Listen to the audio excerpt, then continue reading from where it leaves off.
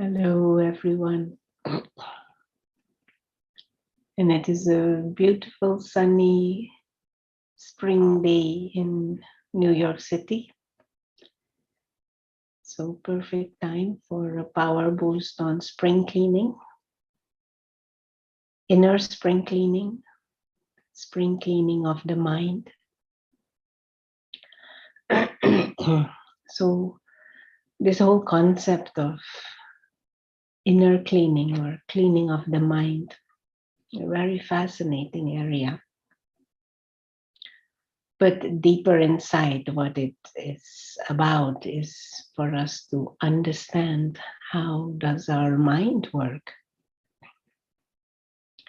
And it is quite interesting that even though we are using the mind 24/7 all of our lives,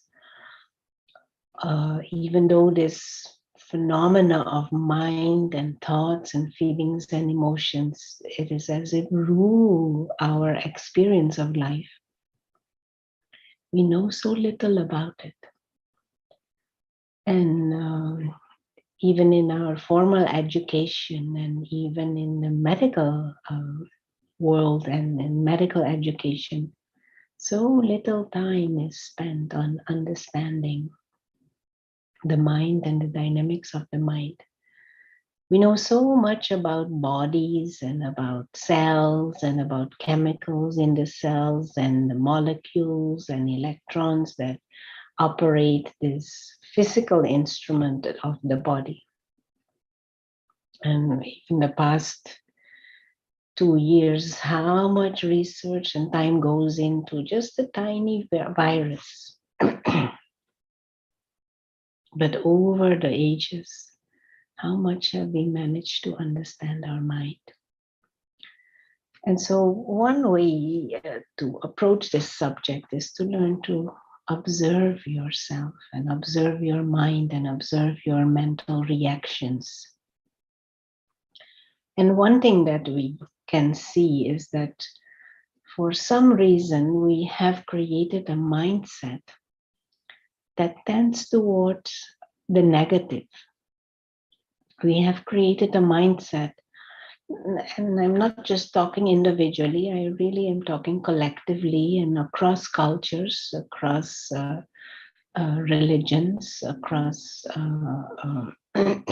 nationalities. We have created a mindset that predisposes us to worry, to complain, to be anxious, to look for threats, to expect the worst. A mindset that is always looking for what is wrong or what is not right, or something to criticize. Not just simple observation for ourselves.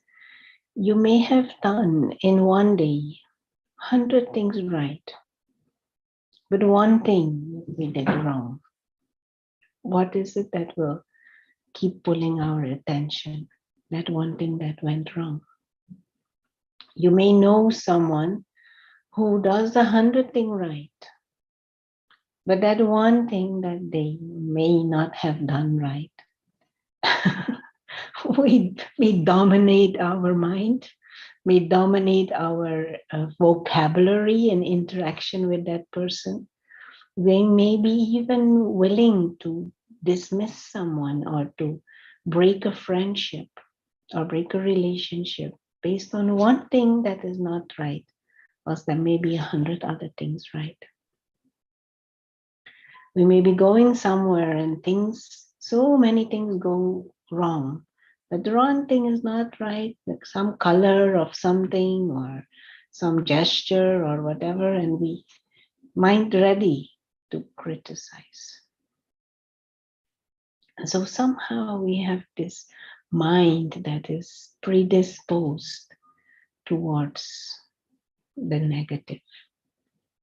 And this mind is like a burden to us because we're all the time generating all these heavy and unpleasant feelings and thoughts. And And so when we're talking about spring cleaning of the mind or putting out the clutter, it is not just some negative thought, but it is this whole wrong attitude or this heaviness or this perspective on things that make us tend towards negative thinking and creating unpleasant emotions. And so one thing that may be useful for us to grasp is whenever we look at something, we may look at it from different angles. Let's say, for example, if you look at a car, you can look at it from the front, from the side, from the back, from top, from bottom, and every angle you look at it, view will be different. And the memories that it triggers may be different, the feelings we have may be different. In the same way, we can look at this life from different angles. We can look at ourselves from different angles. We can look at life from different angles. And at a more subtle level, the angle that we have chosen, not consciously, but the direction of humanity for the mindset and for the perspective on life is an ego perspective. And in an ego perspective, ego, just simple definition of ego is who you think you are, your sense of identity. And we have created a sense of identity that is based on the physical. We create a sense of identity based on the body or on things, objects, or people related to this physical world. Ego. And this ego perspective makes us vulnerable because we are creating a sense of self and a sense of value and a sense of security based on things that are temporary and that are changing and that are unpredictable. And so this ego perspective on life, where we feel ourselves as vulnerable and dependent on things, on people, it makes us insecure. And so with that insecure perspective on self and on life, we approach everyday situations. And so we become needy and desiring and wanting. And therefore, even if 100 things go right, that one thing that doesn't go wrong, it triggers that dagger inside. It triggers that insecurity inside, and we can't handle it.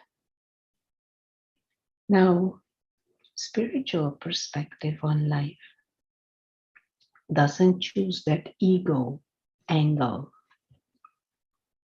Spiritual perspective says you are an eternal, immortal, innately godlike being of light. And we use the image of this tiny living star. You're a spiritual being from beyond this world. You are an observer of this big drama of human life, this game of human life.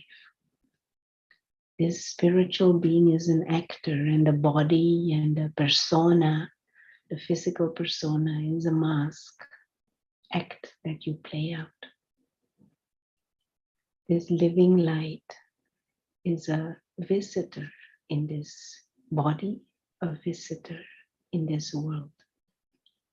And so it is as if a perspective from beyond watching this physical dimension, not the ego perspective, which is innately insecure. This is a different perspective. an immortal, timeless, imperishable, higher being of consciousness who is just visiting this world. That perspective makes us free. If a scene in this life goes this way, the observer is kind of amused. The approach is one of newness and adventure or variety. Situation is different, is another variety. One is more entertained by this whole game of human life instead of in bondage. And this is fascinating to experiment with. And meditation is about experimenting with this perspective as if from outside, perspective from beyond. And spring cleaning of the mind means to change that mindset from an ego, I and mine mindset to an observer mindset, coming as if from the outside, from a mindset that is stable in timelessness and in immortality. And then the body is a nice, fascinating, and sophisticated tool to play the game. But if the tool is not there, there's no need to be anxious, no worry, no sadness, so no threat. Life becomes an extra gift and an extra experience. So let us, for a few minutes, play with this perspective as if from beyond. Meditation, you could say it is like experiencing that freedom of a mind that tastes timelessness and knows immortality. So for a few moments, just actively remind the self that truly we exist as invisible observers.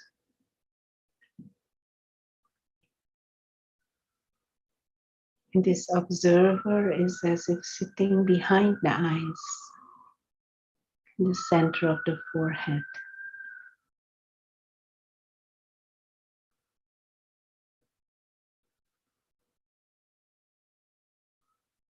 Observer of the body, observer of the variety of scenes that are coming in front of these eyes, and these eyes are like windows.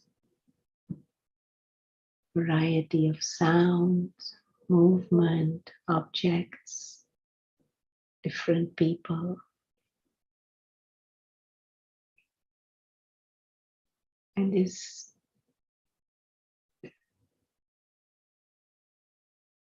invisible observer just watches silently the different scenes playing out in this big game of life.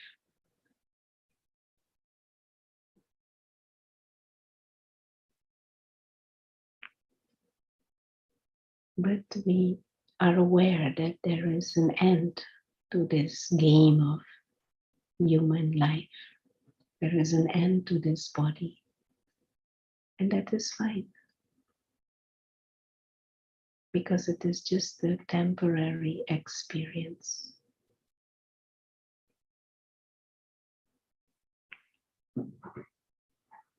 The immortal, spiritual, living light is from beyond. A spiritual dimension of stillness and silence and light.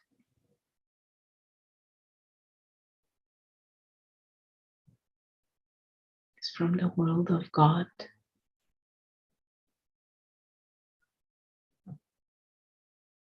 It's from that timeless, eternal space of stillness and peace, the soul world.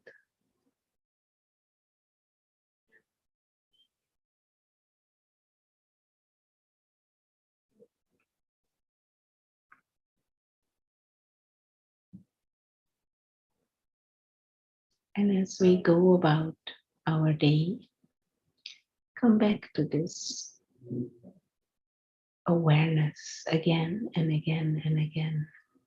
Reposition your mind as if in that timeless space beyond. Remember that we are just visiting, that there is an end to this and an exit, and that's fine. We are beings from beyond.